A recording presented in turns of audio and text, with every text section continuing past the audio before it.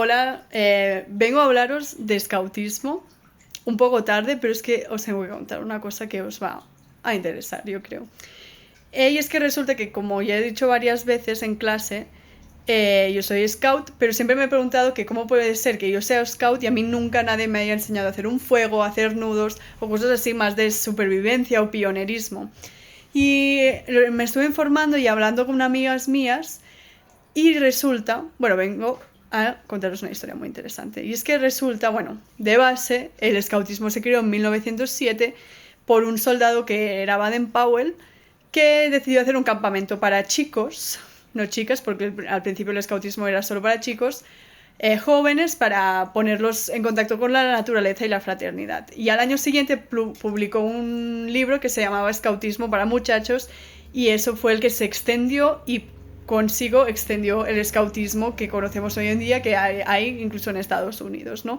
Pero es un escautismo con una base más militar, ¿no? Con más objetivos de supervivencia, pionerismo, todo esto. En cambio, cuando se extendió por Europa, en ese momento en algunas regiones había un auge de ciertas corrientes pedagógicas como el método Freinet. Y es lo que pasó, por ejemplo, en Francia y Bélgica, que el escautismo que se creó ahí no era tan militar como el de origen, el de Inglaterra, sino que era más pedagógico, basado en la educación en valores, y este fue el que llegó a Cataluña en 1927, el año que viene, hará ya 100 años. Además, el escautismo catalán recibió la influencia de el método educativo de las escuelas catalanas del momento, que era la Escola Nova o Escuela Nueva, que ponía más al alumno en el centro, se basaba en aprendizaje activo, trabajaba la libertad, la cooperación. Entonces es un escautismo como muy particular e incluso diferente del resto de España, que también era más militar. Entonces podríamos decir que este escautismo que vemos en las películas que hay en otros sitios de España, en América y todo esto, se centra más en crear personas que sean capaces de ayudar en cualquier situación o emergencia. Por ejemplo, los scouts de Polonia, cuando estalló la guerra de Ucrania, fueron los primeros en crear pues, hospitales de campaña. En cambio, el scoutismo que hay en Cataluña se centra más en educar a personas críticas capaces de transformar el futuro, transformar la sociedad en un mundo con más justicia global, lo que hoy se diría que es educación en el desarrollo sostenible.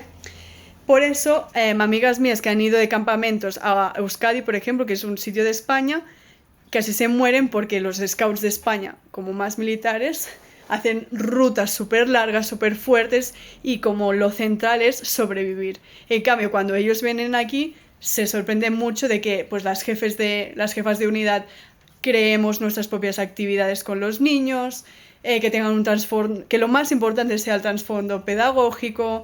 Y bueno, pues hoy vamos a hablar de identidad de género, por ejemplo, o de fascismo. Y es que hay otra capa, otro componente que le añade una capa más diferenciativa al escautismo catalán, y es que cuando se creó, poco después apareció o se fue estableciendo la dictadura franquista, que quería erradicar muchas cosas, entre ellas al pueblo catalán. Básicamente no se podía hablar en catalán y se prohibieron muchas tradiciones, y entre ellas el escautismo. Igualmente, el escautismo catalán siguió vivo, pero clandestino. Y el hecho de que sea clandestino, pues hizo que se dejaran de hacer ciertas cosas como más de supervivencia, pero se crearan espacios de pues, educar en valores a los niños y de debate. Entonces se politizó mucho el escautismo en Cataluña. Y se politizó mucho en cuanto al antifascismo. Entonces yo tengo amigas del ala internacional que han tenido experiencias de preguntarles a scouts de otros sitios del mundo que cómo tratan en los scouts ellos el antifascismo, y que les digan como: esto es muy fuerte lo que estás diciendo y no lo tratamos en el bosque mientras estamos capturando peces con la boca, ¿no? En cambio, el escautismo que yo he recibido siempre desde pequeña o desde joven era pues muy de educación en valores, por la justicia global, incluso politizado y antifascista. Y este es el motivo por el cual en el cabo a mí nunca me enseñaron a hacer nudos o a hacer un fuego, pero sí me enseñaron que era el fascismo o el capitalismo.